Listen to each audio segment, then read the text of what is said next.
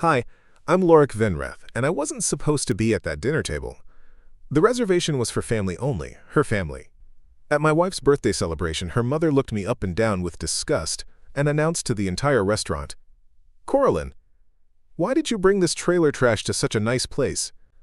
You're embarrassing us." The other diners turned to stare. My wife said nothing. Her siblings snickered. But I didn't leave. I stayed because sometimes the truth has perfect timing. And when the restaurant manager walked over, she didn't apologize to my mother-in-law for the disturbance. She looked straight at me and said, "Mr. Venreth, is everything all right? Should I have security escort these people out?" Before we jump back in, tell us where you're tuning in from, and if this story touches you, make sure you're subscribed. Because tomorrow, I've saved something extra special for you.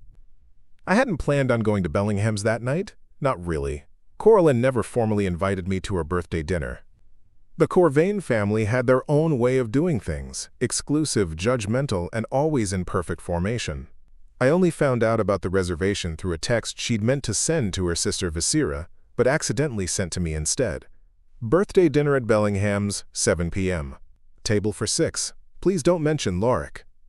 I stared at that message for 20 minutes, sitting in my old pickup truck outside the hardware store in downtown Millbrook. The same truck I'd been driving for 8 years, the one with the dented tailgate and the faded paint that Coralyn's family loved to point out whenever they saw it. My work clothes still smelled like grease and sawdust from the construction site where I'd spent the day installing new kitchen equipment. Not exactly the attire for Bellingham's, the most expensive steakhouse in 3 counties. But something in that accidental text hit me wrong. Please don't mention Loric. Like I was some kind of shameful secret she had to hide from her own family on her birthday. After 4 years of marriage, I was still the mistake she'd made during her rebellious phase in college. At least, that's how her mother, Morel Corvane, always described our relationship whenever she thought I couldn't hear. I drove home to our small apartment above Henderson's bait and tackle shop, the same place we'd been renting since we got married. The walls were thin, the heating barely worked in winter, and the smell of fish bait sometimes drifted up through the floorboards. But it was ours, and more importantly, it was what we could afford on my construction wages and her part-time job at the local library. Or so she thought. The truth was more complicated, much more complicated. But Coralyn had never asked the right questions, and I'd never volunteered the answers. When we met at Millbrook Community College, I was taking night classes in business management while working construction during the day. She assumed I was just another blue-collar guy trying to better himself. I let her assume that because it was easier than explaining why someone who owned the fastest-growing restaurant chain in the southeastern United States was taking remedial accounting classes at a community college. The Corvane family had made their opinions about me clear from day one. Morel, with her perfectly styled silver hair and designer handbags, treated me like I was contaminated. Coralyn's father, Therick, worked as a regional bank manager and never missed an opportunity to lecture me about financial responsibility and planning for the future.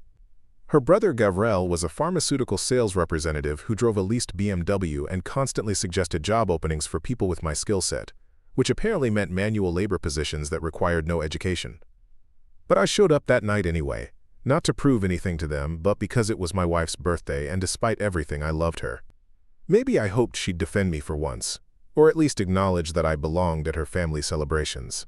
I put on my one good shirt, a navy blue button-down I'd bought for our wedding, and my least scuffed pair of work boots. No tie, no jacket, just clean and presentable. Bellingham sat on the hill overlooking Millbrook's historic district, all glass windows and warm lighting that made the building glow like a lantern against the night sky. I'd been there exactly once before, 3 years ago when Coralyn and I celebrated our first anniversary.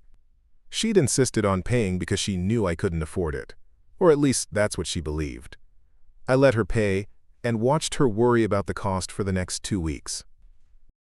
The valet looked surprised when I pulled up in my truck, glancing between my vehicle and the line of luxury sedans already parked along the curved driveway. I handed him the keys without comment and walked through the heavy oak doors into the restaurant's warm interior.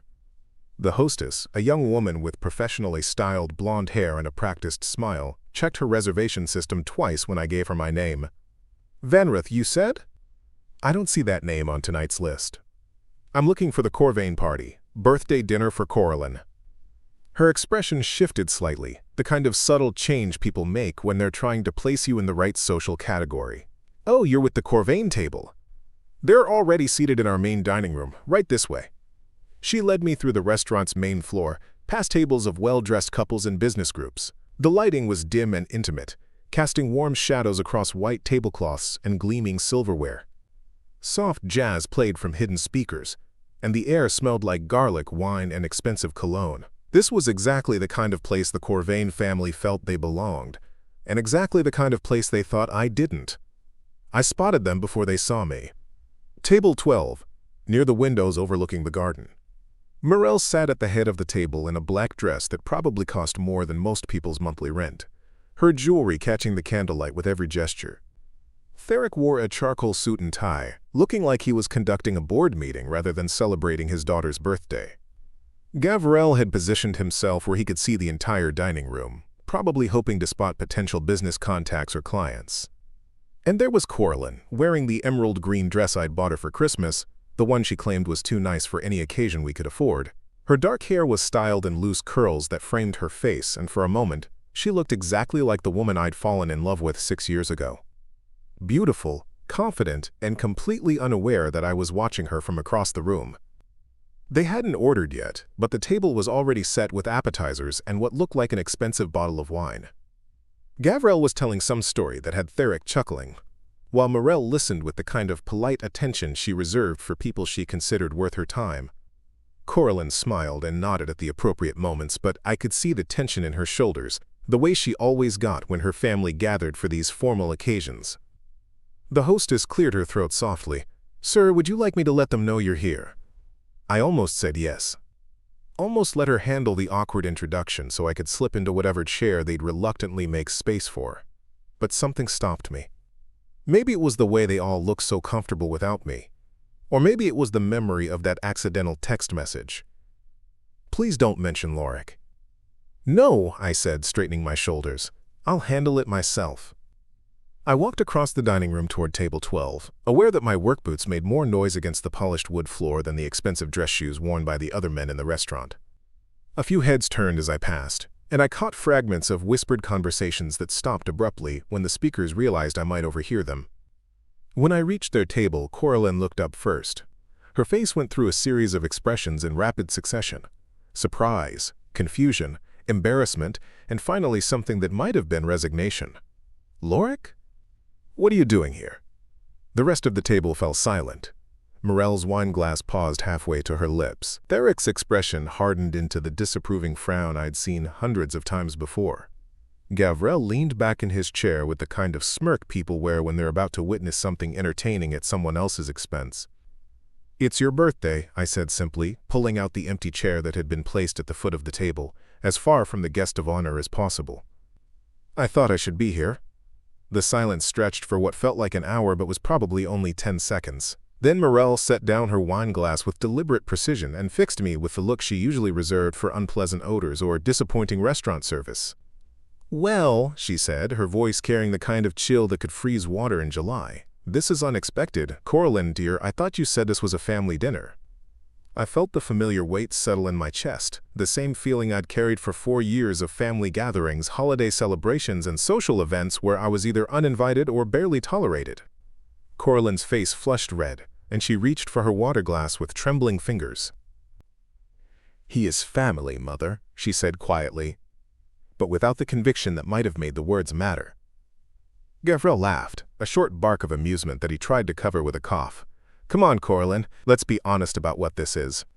You don't bring a wrench to a board meeting, and you don't bring work boots to Bellingham's." Preparing and narrating this story took us a lot of time, so if you are enjoying it, subscribe to our channel. It means a lot to us. Now back to the story. Theric nodded approvingly at his son's comment. "Now, Gavrel, let's not be crude. I'm sure Loric means well. He just doesn't understand the appropriate protocols for occasions like this." I stayed quiet, the way I'd learned to do over years of similar conversations. Let them talk about me like I wasn't sitting 3 feet away.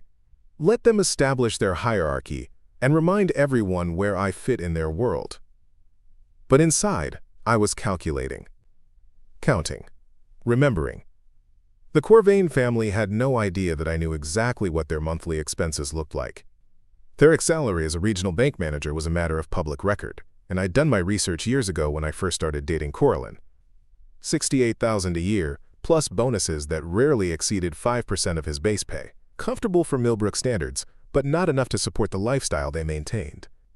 Morel hadn't worked since Gavril was born 28 years ago, but she carried designer handbags that cost more than most people's monthly rent, and wore jewelry that sparkled like small stars whenever she moved. The dress she was wearing tonight had a subtle label near the neckline that I recognized from magazine advertisements.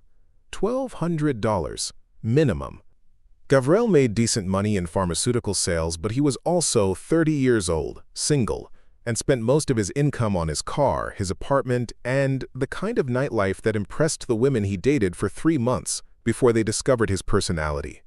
His BMW was leased, his furniture was financed, and his confidence was built on a foundation of credit cards and monthly payments. And Coralyn, my wife, worked part-time at the library because the Corvane family believed that married women should focus on supporting their husbands and preparing for motherhood. She made $11 an hour, 22 hours a week, and felt guilty every time she bought herself anything more expensive than drugstore lipstick. The mathematics didn't add up. They lived like people with money while carefully avoiding any direct questions about where that money came from. But I'd figured it out during our second year of marriage, when Theric made an offhand comment about portfolio adjustments and dividend restructuring that revealed more than he'd intended. Old money, not vast wealth, but enough inherited investments and trust fund distributions to maintain appearances and look down on people like me who actually worked for their income. The kind of financial cushion that let them live in a carefully constructed bubble where they never had to acknowledge the difference between their lifestyle and their earnings. "I hope you at least washed your hands," Morel said, eyeing my work shirt with obvious distaste. "Some of us are trying to enjoy our meal." The comment hit exactly the way she'd intended. Coralyn winced and looked down at her plate. Gavril snorted with amusement. Theric shook his head sadly, as if my presence was a personal disappointment he'd been forced to endure. But what they didn't know, what none of them had ever bothered to discover, was that I'd been in the restaurant business longer than Gavril had been out of college. Not as a cook or a server or a dishwasher, which is probably what they assumed when they thought about my connection to food service. As an owner. I'd opened my first restaurant when I was 19 years old, using money I'd saved from construction work and a small business loan I'd qualified for through a program for young entrepreneurs. Nothing fancy, just a breakfast and lunch place near the community college that served decent food at prices students could afford. I called it Morning Glory Cafe, and I ran it myself for the first 2 years while taking business classes at night. The restaurant succeeded because I understood something that most food service operations missed. Consistency mattered more than complexity. I served the same 6 breakfast items and 8 lunch options every day, used quality ingredients, kept the place clean, and treated every customer like they mattered. By the end of year 2, I was clearing enough profit to pay myself a real salary and start thinking about expansion. That's when I made the decision that would change everything. Instead of opening a second Morning Glory Cafe, I developed a completely different concept. Comfort food with a modern twist, served in a casual atmosphere that appealed to families, couples, and business groups alike. I called it Harvest Kitchen, and I spent 8 months planning every detail before I opened the doors. Harvest Kitchen succeeded beyond my wildest projections. Within 6 months, we had a waiting list for Friday and Saturday night reservations. Within a year, I was getting calls from investors who wanted to help me franchise the concept. By the time I met Coralyn, I owned 4 Harvest Kitchen locations and was in the process of opening 2 more. But I'd learned something important during those early years of business ownership. People treated you differently when they knew you had money. Women who wouldn't look at me twice when I was a construction worker suddenly found me charming when they discovered I owned restaurants. Men who used to dismiss my opinions started asking for my advice on investments and business strategies. I didn't want that with Coralyn. When I met her in that accounting class, she was dating a pre-med student whose father owned a chain of urgent care clinics. She was beautiful, smart, and completely out of my league according to every reasonable measurement. But she was also tired of men who led with their bank accounts and parents' connections. So I kept my mouth shut about the restaurants. Let her think I was just another working-class guy trying to improve his situation through night school. Let her fall in love with who I was, not what I owned. And it worked. We dated for 2 years before I proposed, and she said yes because she loved me, not because she saw me as a financial opportunity. The problem was, I never found the right moment to tell her the truth. Not during our engagement, when her family made it clear they thought she was settling for someone beneath her social status. Not during our wedding planning, when they insisted on paying for everything because they assumed I couldn't afford the kind of celebration their daughter deserved. And definitely not after we were married, when telling her would mean admitting I'd been lying for years. So I kept working construction jobs during the day and managing my restaurants at night and on weekends. I let Coralyn think my evening absences were second jobs or community college classes. I deposited most of my restaurant income into business accounts she never saw and lived off my construction wages like the person she thought she'd married. It was complicated, exhausting, and probably unsustainable in the long term. But it let me keep the woman I loved without dealing with the complications that came with money and family expectations. At least, that was the plan until tonight. "You know, Loric," Therick said, cutting into his appetizer with surgical precision. "Gavril mentioned an opening at the medical supply company he works with. Warehouse position, but it includes benefits and room for advancement. Might be worth considering." Gavril nodded enthusiastically. "Entry level is 14 an hour, but if you're reliable and show initiative, you could work your way up to supervisor in a couple years. It's honest work." Honest work. As if my current employment was somehow dishonest.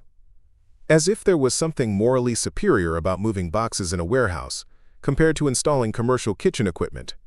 But I smiled and nodded, the way I always did when they offered to help me improve my situation. "That's thoughtful of you," I said. "I'll keep it in mind." Coralyn finally looked at me directly, and I saw something in her eyes that might have been apology. Or maybe just embarrassment that her family was treating me like a charity case in front of the other diners. "Loric does fine with his current job," she said quietly. "He's skilled at what he does." Morel waved her hand dismissively. "Skilled labor's fine for young men, dear, but eventually everyone needs to think about their future. About providing properly for a family." The implication was clear. I wasn't providing properly for Coralyn. I wasn't the kind of husband who could give her the life she deserved.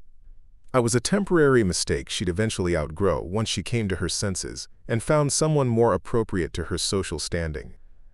And the worst part was, Coralyn didn't disagree.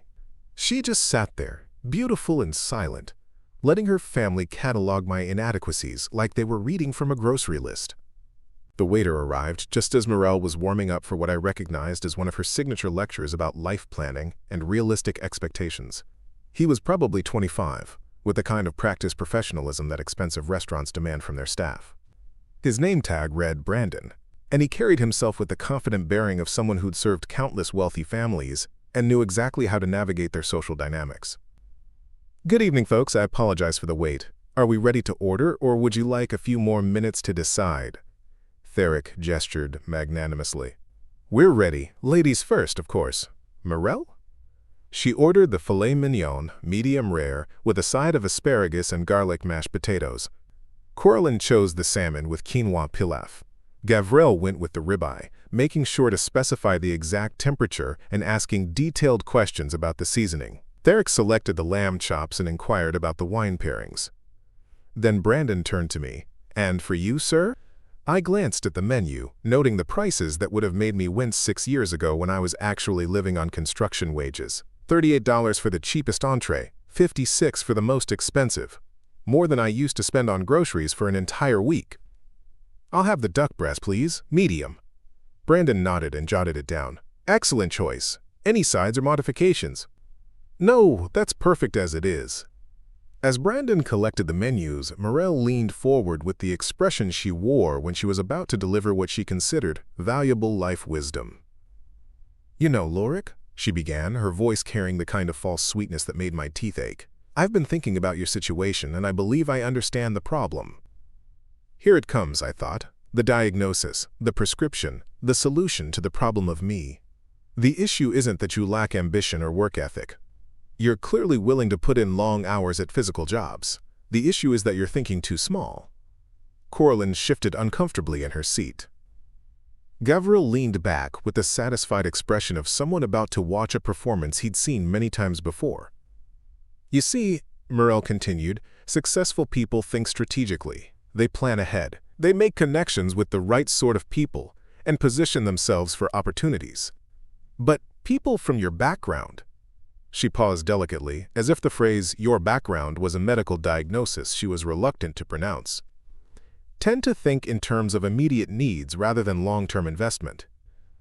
I kept my expression neutral, the way I'd learned to do during difficult business negotiations. Let her finish. Let her reveal exactly what she thought about me before I decided how to respond. Now, there's nothing wrong with that mindset when you're young and single. But Coralyn deserves better than paycheck-to-paycheck living. She deserves security, stability, and the kind of life she was raised to expect. Theric nodded approvingly. Your mother's right, sweetheart. Love is important, but it doesn't pay the bills or plan for retirement. Coralyn's face had gone pale, and she was staring at her water glass like it contained the answers to questions she was afraid to ask. I wanted to reach across the table and take her hand, to reassure her that everything was going to be okay. But I also wanted to hear exactly how deep this conversation was going to go.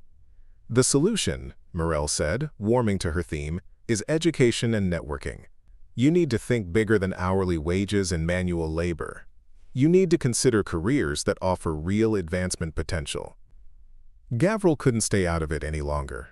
That's why I mentioned the warehouse position. It's not glamorous, but it's a step up from construction work. Better environment, better benefits, better people to work with. Better people. As if the men and women I worked with in construction were somehow inferior human beings because they earned their living with their hands instead of pushing papers or making sales calls.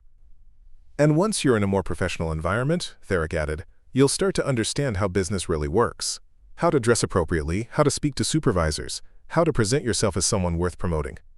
I felt something cold and sharp settle in my stomach. This wasn't just condescension anymore. This was a full-scale intervention designed to remake me into someone the Corvane family could tolerate at their dinner table.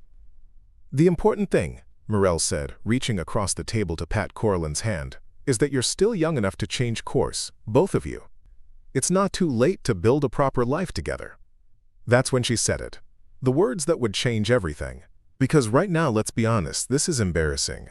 Coralyn, darling, you were raised better than this. You shouldn't have to apologize for your husband's appearance every time we go somewhere nice. You shouldn't have to worry about whether he knows which fork to use or how to behave around respectable people. She paused, looked directly at me, and delivered the line that would echo in my head for the rest of the evening. I mean, really, Coralyn? Why did you bring this trailer trash to such a nice place? You're embarrassing us. The words hit like a physical blow. Not because they were unexpected. I'd heard variations of this sentiment from Morel for years. But because she'd said them loudly enough for the tables around us to hear. Because she'd chosen to humiliate me in public, in front of strangers, in front of my wife. The couple at the neighboring table stopped their conversation mid-sentence. A woman in a red dress turned to stare. The businessman at the corner table looked up from his phone with obvious interest. But the worst part was Coralyn's reaction. Or rather, her lack of reaction.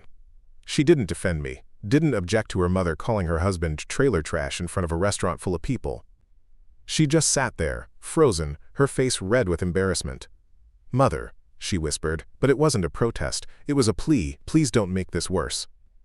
Please don't cause a scene. Please don't make me choose between my family and my husband. Gavril was trying not to laugh.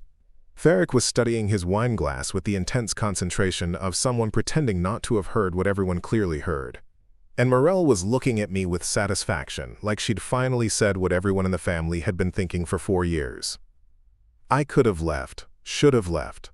Walked out of that restaurant and let them finish their family dinner without the embarrassing presence of the trailer trash, who'd somehow conned their daughter into marriage. Part of me wanted to do exactly that, to spare Coralyn the continued humiliation of being associated with me. But I didn't move, didn't stand up. Didn't apologize or make excuses or promise to work harder to meet their standards. Instead, I pulled my phone from my pocket and opened the app I use to monitor my restaurant locations. 5 Harvest Kitchen restaurants across 3 states, with a 6th opening next month in Charlotte. Real-time sales data, employee schedules, inventory reports, and customer feedback scores. All accessible from the same device they probably assumed I used to play games and scroll through social media.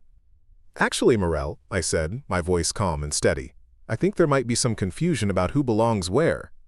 She looked startled by my response.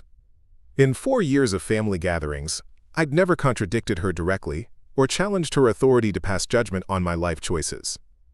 "I'm sorry," she said, her tone suggesting that whatever I was about to say couldn't possibly be worth her attention. I was about to respond when I noticed movement near the restaurant's entrance. A woman in a black suit was walking purposefully across the dining room, heading directly toward our table. She looked familiar, but it took me a moment to place her. Then I recognized her. Amanda Wells, the general manager of Bellingham's. We'd met 3 times over the past 2 years during industry conferences and restaurant association meetings. She knew exactly who I was and what I owned.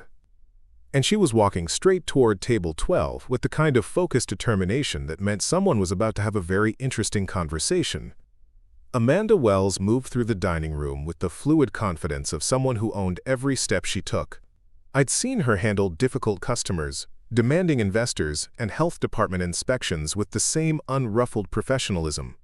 She was 42 years old, had been in restaurant management for 18 years, and could diffuse volatile situations with a combination of charm, authority, and strategic timing that I genuinely admired. Right now, she was headed directly for our table, and I could see from her expression that she'd overheard at least part of Morel's commentary about trailer trash and appropriate dining companions. "Mr. Venreth," she said, stopping beside my chair with a warm smile that didn't quite reach her eyes. "What a pleasant surprise to see you here this evening. I hope everything has been satisfactory so far."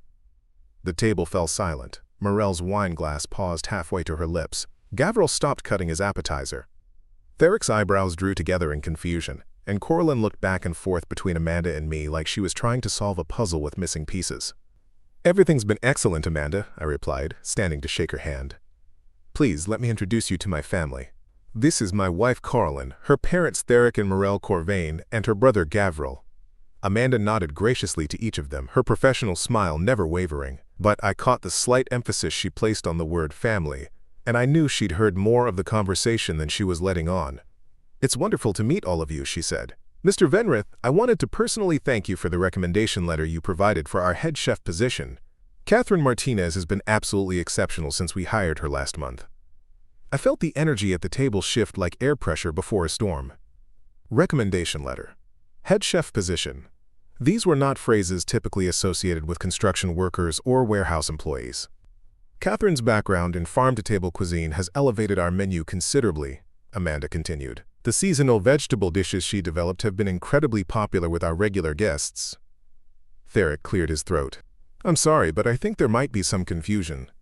Loric works in construction. He wouldn't be in a position to recommend restaurant staff." Amanda's smile became genuinely amused. "Oh, I don't think there's any confusion, Mr. Corvane. Mr. Venreth and I have worked together through the Regional Restaurant Association for several years now. His insights into kitchen operations and staff management have been invaluable to many of us in the industry." The silence that followed was so complete I could hear the soft jazz playing from the sound system, the gentle clink of silverware from other tables, and what sounded like Gavril's breathing becoming slightly more rapid. Coralyn was staring at me with an expression I'd never seen before. Not confusion, exactly, but something deeper. Like she was seeing a stranger wearing her husband's face. "Amanda," I said carefully, "perhaps we could continue this conversation later? I don't want to interrupt our family dinner." But Amanda wasn't finished, and I was beginning to suspect that her appearance at our table wasn't entirely coincidental. Someone had told her about the trailer trash comment, probably one of the servers or busboys who'd overheard it. News traveled fast in restaurant kitchens, and Amanda had a reputation for protecting both her establishment's reputation and her industry colleagues. "Of course," she said. "But before I go, I wanted to mention that we received the invitation to your Charlotte location's grand opening next month. The entire management team is looking forward to attending." Charlotte location, grand opening. The words hung in the air like smoke from a fire that was just beginning to catch. Morel found her voice first. "Charlotte location?" "The 6th Harvest Kitchen restaurant," Amanda explained helpfully. "Mr. Venreth has built quite an impressive operation over the past several years. Farm-to-table concept, exceptional staff training, and some of the most consistent food quality metrics in the southeastern market." I watched the information hit them like dominoes falling in slow motion. Theric's face went through a series of expressions that would have been comical under different circumstances. Gavril actually dropped his fork, the sound echoing against his plate. and Morel looked like someone had just informed her that gravity was optional. But it was Coralyn's reaction that concerned me most. She wasn't shocked or surprised or even confused anymore. She was angry. The kind of quiet, controlled anger that meant someone was about to ask questions I wasn't prepared to answer. 6 restaurants, she said, her voice so level it was almost monotone. Mr. Venreth owns 6 restaurants. Amanda nodded enthusiastically. Well, 5 currently operating, and 1 opening next month. The Millbrook location was his first, I believe. Beautiful space on Elm Street, right across from the community college. Elm Street, 3 blocks from our apartment. I'd driven past Harvest Kitchen Millbrook with Coralyn at least 50 times over the past 4 years. She'd even commented once about wanting to try it for our anniversary, but said it looked too expensive for our budget. Loric, Coralyn said, and my name sounded different coming from her mouth, careful, measured, like she was testing the weight of it. Perhaps I should let you folks get back to your dinner, Amanda said, finally picking up on the tension she'd created. Mr. Venreth, please give my regards to your operations manager. And thank you again for the chef recommendation. She walked away, leaving behind a silence that felt thick enough to cut with one of the restaurant's expensive steak knives. Gavrel recovered first. 6 restaurants? You own 6 restaurants? I sat back down slowly, aware that every eye at the table was focused on me with laser intensity. 5 restaurants. The 6th opens next month. The one on Elm Street, Coralyn said. It wasn't a question. Yes. How long? I knew what she was asking. How long had I been lying to her? How long had I been playing the role of struggling construction worker while secretly running a multi-million-dollar restaurant operation? I opened the first location when I was 19, I said, before we met. Theric leaned forward. When you met my daughter, you already owned restaurants? 1 restaurant. I've expanded since then. Morel's hand trembled slightly as she set down her wine glass. You've been lying to us for 6 years. I've been working construction for 6 years, I corrected. That wasn't a lie. I just didn't mention the other work. The other work, Gavrel repeated. The other work of owning multiple restaurants. Coralyn hadn't spoken since asking about the Elm Street location. She was staring at her plate, her hands folded in her lap, and I could practically see her mind working through the implications of what she'd just learned. The construction jobs, she said finally, all those evenings and weekends when you said you were working late or taking classes. I was working. Just not construction work. You were running restaurants. Managing them, yes. She looked up at me then, and I saw something in her eyes that made my chest tighten. Not just anger, but hurt, deep, wounded confusion about who I was and why I'd kept this part of my life hidden from her. Our apartment, she said, the rent payments, the grocery budget, all those times I worried about money, about whether we could afford things. I felt like I was standing at the edge of a cliff, watching pieces of my carefully constructed life crumble into the canyon below. Coralyn, I can explain. Can you? Her voice was still level, but I could hear the strain underneath. Can you explain why your wife of 4 years just found out from a restaurant manager that her husband owns a chain of successful businesses? Theric cleared his throat. How much money are we talking about here, Loric? It was a fair question, under the circumstances. The restaurants generate about $2.8 million in annual revenue. After expenses and taxes, I clear roughly $400,000 a year in profit. The number hit the table like a physical impact. Gavrel's mouth opened and closed without producing sound. Morel gripped the edge of the table so hard her knuckles went white. And Theric looked like someone had just explained quantum physics using interpretive dance. But Coralyn's reaction was the one that scared me. She laughed. Not a happy laugh. Not an amused laugh, but the kind of hollow, bitter sound people make when they realize their entire understanding of reality has been wrong. $400,000, she said, a year. Approximately, yes. And I've been clipping coupons. The accusation in those 5 words was devastating. All the small humiliations, all the careful budgeting, all the time she'd denied herself simple pleasures because we couldn't afford them. All of it unnecessary. All of it because I'd chosen to maintain a lie rather than trust her with the truth. Coralyn, I began, but she held up her hand. Don't. Just don't. Not here. Not now. She was right. Whatever conversation we needed to have about my deception, It shouldn't happen in front of her family or the other diners who were beginning to notice the tension at our table. But Morel wasn't finished processing. You let me lecture you about financial planning. You sat there while I called you trailer trash, knowing you could probably buy this entire restaurant. Actually, I'd looked into purchasing Bellingham's 2 years ago as a potential acquisition for my company. The owner wasn't interested in selling, but the conversation had given me detailed insight into their financials. I could definitely afford to buy the restaurant, along with several others like it. But pointing that out seemed like it would make the situation worse rather than better. I think, Therick said slowly, we need to have a much longer conversation about this situation. Gavril was still staring at me like I'd grown a second head. So when you said you'd consider the warehouse job, I was being polite. The waiter chose that moment to return with our entrees, probably unaware that he was walking into the aftermath of a family revelation that had rearranged everyone's understanding of everything. He set down the plates with professional efficiency, asked if we needed anything else, and retreated quickly when he sensed the atmosphere at the table. 5 perfectly prepared meals that nobody seemed interested in eating anymore.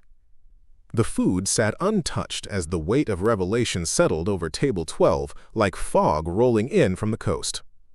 I could feel the attention of nearby diners, the subtle shift in the restaurant's atmosphere as word spread through the careful network of servers and busboys that something significant was happening at the corner table. Coralyn finally picked up her fork, cut a small piece of salmon, and chewed it mechanically while staring at something beyond my left shoulder. The silence stretched until it became almost physical, pressing down on all of us with a weight of unspoken questions and accusations. Then Morel did something I'd never seen her do in 4 years of family gatherings. She apologized. "Loric," she said, her voice smaller than I'd ever heard it, "I owe you an apology. What I said earlier about your background, that was inappropriate and unkind." It wasn't a complete apology. She was sorry for being inappropriate, not for being wrong. Sorry for her manners, not her assumptions. But it was more than I'd expected from a woman who'd spent years treating me like an unfortunate accident her daughter would eventually outgrow. "I accept your apology," I said, "because refusing it would only make things more complicated." Therick was studying me with the intense focus of someone trying to solve a puzzle that had just revealed itself to be much more complex than originally thought. "Help me understand something, Loric. Why the construction work? If you're making that kind of money from the restaurants, why spend your days installing kitchen equipment?" It was a reasonable question. The answer was complicated, involving business relationships, industry connections, and the practical knowledge that came from understanding restaurant operations from the ground up. But there was a simpler explanation that would make more sense to them. "I like the work," I said, "and it keeps me connected to the restaurant industry in ways that pure ownership wouldn't. When I install equipment in someone else's kitchen, I learn things about their operation that help me improve my own. Plus, I thought, but didn't say, it gave me a perfect cover story for a marriage I'd entered under false pretenses." Gavril was shaking his head slowly. "This is insane. Absolutely insane. Do you realize what this means?" He was looking at Coralyn when he said it, and I could see the calculations running behind his eyes. If his sister was married to someone worth several $1,000,000, that changed the family dynamics considerably. Suddenly, I wasn't the dead weight dragging down their daughter's potential. I was a resource they'd failed to recognize. "It means," Coralyn said quietly, "that my husband has been lying to me for our entire relationship." The accusation hung in the air like smoke. True, but incomplete. I'd been omitting, concealing, misdirecting, but lying felt like too strong a word for what had started as a deliberate choice, to let her fall in love with who I was rather than what I owned. "I never lied about anything important," I said. She looked at me directly for the first time since Amanda had walked away. "You don't think this is important? You don't think our financial situation is important to our marriage?" "Of course it's important, but I wanted you to love me for myself, not for my bank account." "So you made that choice for both of us. You decided what information I was capable of handling." I didn't have a good answer for that. In retrospect, the logic that had seemed reasonable 6 years ago looked selfish and controlling from where I sat now. "When we met," I said carefully, "you were dating someone whose main qualification was his father's money. You said you were tired of men who led with their financial status. So you led with a lie instead. I led with myself. The person I actually am when money isn't part of the equation. Theric cleared his throat. Perhaps we should take a step back here. This is obviously a conversation that needs to happen, but maybe not in a public restaurant. He was right, but I could see that Coralyn was beyond caring about public appropriateness. 4 years of suppressed questions and hidden resentments were bubbling to the surface, and trying to contain them now would be like trying to hold back a flood with a coffee cup. "Do you know what the worst part is?" she said, her voice getting slightly louder. "It's not even the money, it's that you didn't trust me. You thought I was so shallow, so mercenary that I couldn't handle knowing the truth about your success. That's not what I thought." "Then what? What exactly did you think would happen if you told me you owned restaurants?" I tried to find words that would explain the complicated mix of fear, insecurity, and genuine love that had motivated my deception. But before I could answer, my phone buzzed with an incoming call. I glanced at the screen and felt my stomach drop. Catherine Martinez, the head chef at Harvest Kitchen Charlotte. She wouldn't call during dinner service unless something serious was happening. "I need to take this," I said, standing up from the table. "No," Coralyn said firmly. "No, you don't get to walk away from this conversation to take a business call." "Coralyn, if Catherine is calling during service, it means there's an emergency." "An emergency at one of your secret restaurants?" The phrase secret restaurants made several nearby diners turn to look at our table with open curiosity. A woman in a blue dress leaned toward her companion and whispered something that made him glance in our direction. The phone stopped ringing, then immediately started again. Catherine didn't call twice unless someone was bleeding or the building was on fire. "I'm sorry," I said, walking away from the table before anyone could object. I answered the call near the restaurant's entrance, where the sound of my voice wouldn't carry back to table 12. "Catherine, what's wrong?" "Loric, thank God, we have a situation here. The gas company shut off our service about an hour ago. Some kind of payment dispute they say was never resolved. But I have copies of every payment we've made for the past 6 months." I felt a cold certainty settle in my chest. Let me guess. The payments were made to an account that turns out not to be associated with the gas company. "How did you know?" "Because I'd been expecting something like this for weeks. The restaurant business was intensely competitive, and successful operations attracted attention from competitors who weren't always ethical about their methods. Someone had been asking questions about Harvest Kitchen's expansion plans, showing up at suppliers and asking about our purchasing agreements. "Catherine, I need you to call the police and report this as fraud. Then call emergency services and tell them we need temporary gas service restored immediately. Tell them it's a commercial kitchen and we have food safety concerns." Already did that. Police are here now, and the gas company is sending someone out. "But Loric, this isn't random. Someone targeted us specifically. They knew exactly how to intercept our payments and make it look legitimate. Which meant someone with detailed knowledge of restaurant operations and access to financial information that should have been secure. Someone in the industry who wanted to damage my business badly enough to commit federal fraud. Is everything contained for tonight?" "We're managing. Had to shut down the grill and move everything to electric equipment, but we're still serving. Most customers don't even know there's a problem." "Good. Handle the police report and the gas restoration. I'll be there first thing tomorrow to deal with the rest of it." "Loric, there's something else. The person who set this up knew details about our operation that aren't public. Kitchen layout, supplier relationships, payment schedules. This was someone with inside information. Someone with inside information. Someone who'd been asking questions about Harvest Kitchen for weeks. Someone who might have discovered the truth about my identity and decided to use it against me." I ended the call and stood in Bellingham's foyer for a moment, processing the implications. Then I walked back to table 12, where 4 pairs of eyes watched my approach with expressions ranging from curiosity to outright hostility. "Everything all right?" Theric asked. "Business emergency. Someone tried to sabotage one of my restaurants tonight." Gavril leaned forward. "Sabotage how?" I explained about the gas service interruption and the fraudulent payment interception. As I talked, I watched their faces process this new information about the complexities of running a business they'd assumed was simple and straightforward. "So," Morale said slowly, "someone in your industry is trying to hurt your business." "It looks that way." Coralyn had been quiet during my explanation, but now she spoke up. "Does this happen often, people trying to sabotage your restaurants?" "Not often, but success attracts attention, and not all of it is friendly." She nodded thoughtfully. And you handle these situations yourself? You don't have managers or assistants who deal with emergencies? I have excellent managers at each location. But when something like this happens, especially if it involves potential criminal activity, I handle it personally. For the first time since Amanda had walked away, Coralyn looked at me without anger. Instead, there was something that might have been respect, or at least acknowledgement that the person she'd married was more capable and complex than she'd realized. The construction work, she said, you said it keeps you connected to the industry. Is that why you know how to handle situations like this? Partly. When you understand restaurant operations from the equipment installation up through management and ownership, you develop a feel for what can go wrong and how to fix it. Theric was studying me with renewed interest. How many people do you employ across all your locations? About 80 full-time employees plus seasonal and part-time staff. During peak season, closer to 120.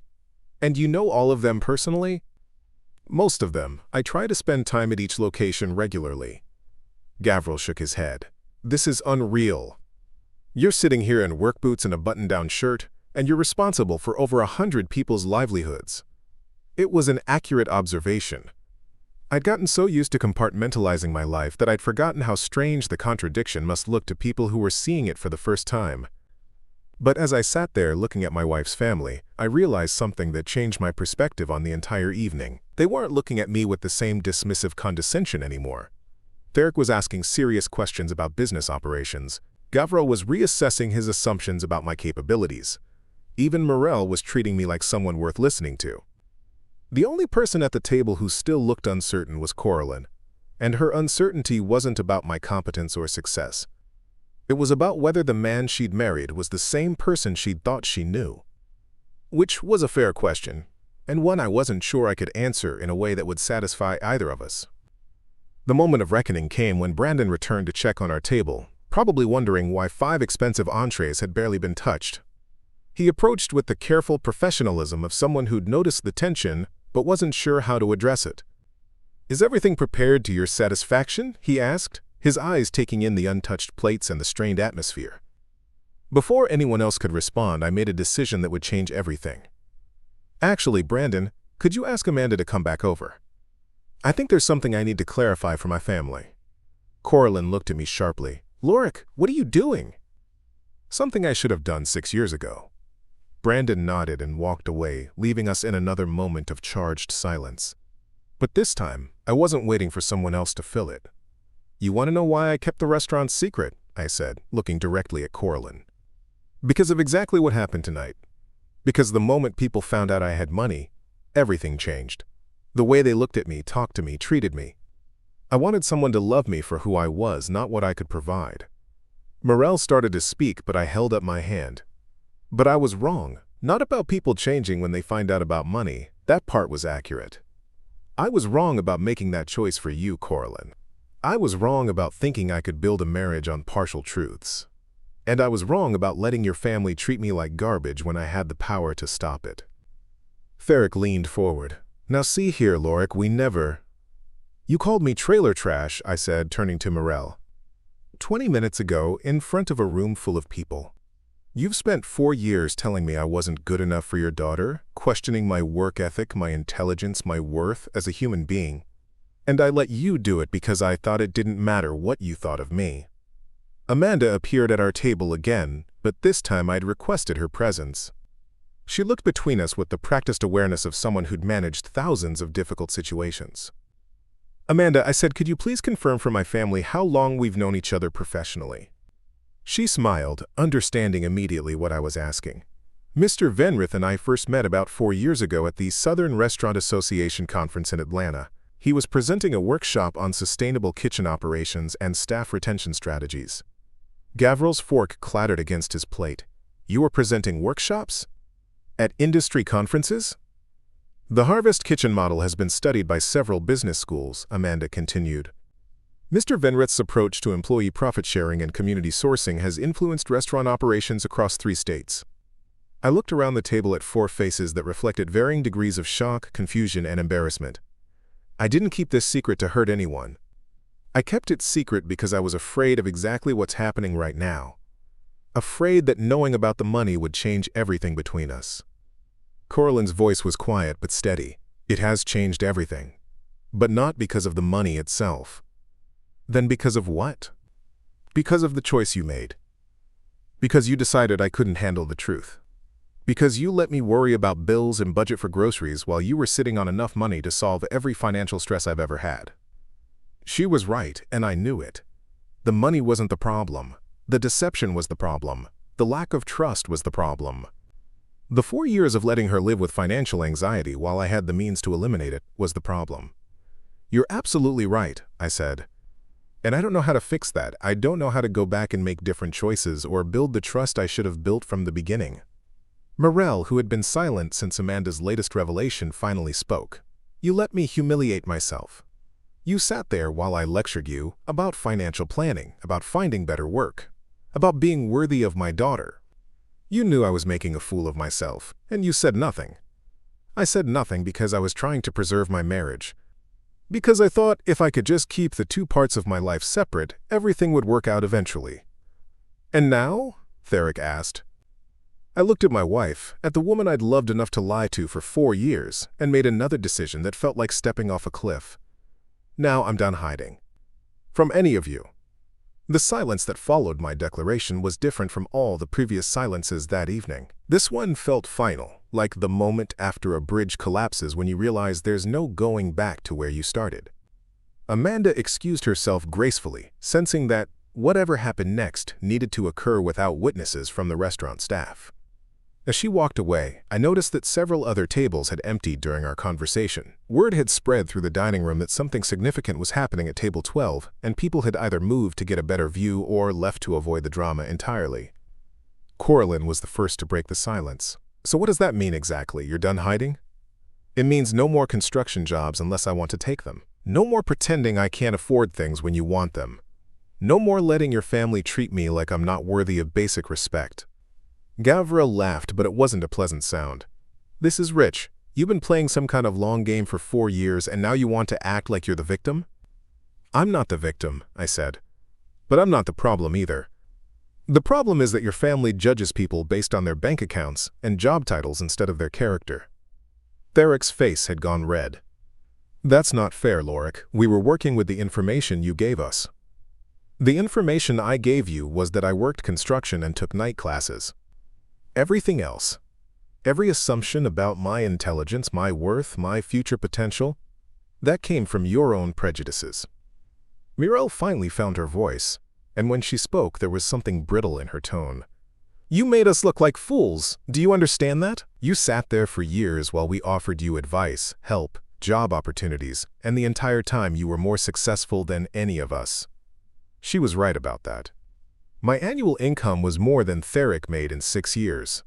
My business employed more people than Gavril had probably met in his entire pharmaceutical sales career. And I owned assets worth more than their family's combined net worth. But I hadn't revealed those facts to humiliate them. I'd revealed them because I was tired of being humiliated myself. You made yourselves look like fools, I said quietly. I just stopped preventing it. Coralyn stood up abruptly, her chair scraping against the floor. I need air. I need to think. This is too much. She walked toward the restaurant's entrance without looking back. For a moment I considered following her, but Theric's voice stopped me. Let her go. She needs time to process this. He was probably right. The woman who'd walked into Bellingham's tonight thinking she was married to a struggling construction worker was now trying to reconcile that image with the reality of being married to someone who owned a restaurant empire. That kind of cognitive whiplash required space and time. So what happens now? Gavril asked. Do we all pretend the last 4 years didn't happen? Do we suddenly start treating you like family royalty? You start treating me like a human being, I said. That's all I ever wanted. Morel was staring at her untouched dinner, her expression unreadable. The warehouse job Gavril mentioned. You must have found that particularly insulting. I found it presumptuous. You assumed I needed your help without bothering to ask if I wanted it. And the financial advice from Theric? Condescending, but not surprising. Theric leaned back in his chair, looking older than he had at the beginning of the evening. I owe you an apology, a real one, not just for tonight, but for years of treating you like you were beneath us. It was more than I'd expected from him. Theric was a proud man who didn't admit mistakes easily. But I could see the genuine regret in his expression, the recognition that he'd misjudged me completely. "I accept your apology," I said. Gavril was shaking his head. "I still don't understand why you did this, why you maintained the deception for so long. What was the point?" "The point was loving your sister without having to wonder if she loved me back or just loved what I could provide for her. And now?" I looked toward the restaurant entrance where Coralyn had disappeared. "Now I don't know. Now I have to figure out if there's anything left to save after 4 years of living a lie." The waiter approached cautiously, probably wondering if we were ever going to eat our food or if he should just clear the table and start over. "Check, please," I said. As Brandon calculated our bill, I pulled out my wallet and placed my Black American Express card on the table. It was a small gesture, but symbolic. No more pretending I couldn't afford expensive dinners. No more letting Coralyn stress about restaurant bills or worry about the cost of celebrating her birthday. "Dinner's on me," I said.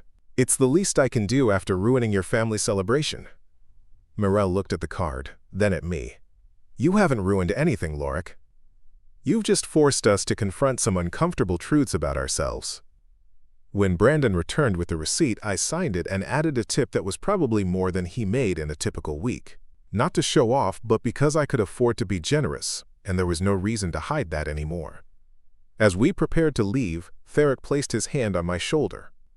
"For what it's worth, I think Coralyn is lucky to have you. I just wish it hadn't taken us this long to realize it." 3 months later, I stood in the kitchen of Harvest Kitchen Charlotte, watching Catherine Martinez train 2 new line cooks on the sauce station. The restaurant had recovered completely from the sabotage attempt, which turned out to be orchestrated by a competitor who was now facing federal fraud charges. But more importantly, I was no longer hiding who I was or what I'd built. Coralyn had needed 2 weeks to process everything that happened at Bellingham's. 2 weeks of staying at her parents' house, thinking through 4 years of marriage built on partial truths. When she finally came home, she brought a list of conditions that would have to be met if our relationship was going to survive. Complete honesty about finances. Joint decision-making on all major business decisions that affected our future. And couples counseling to work through the trust issues that my deception had created. I agreed to all of it, not because I had to, but because I wanted to.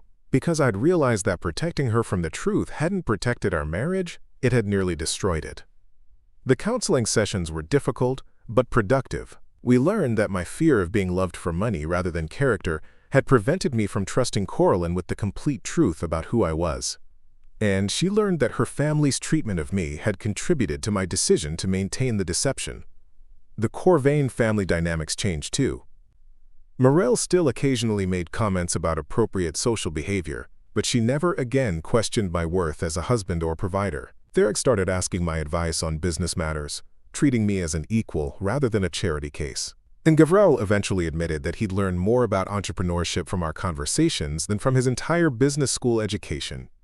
Most importantly, Coralyn and I moved out of the apartment above the bait shop and into a house that reflected our actual financial situation rather than my constructed identity.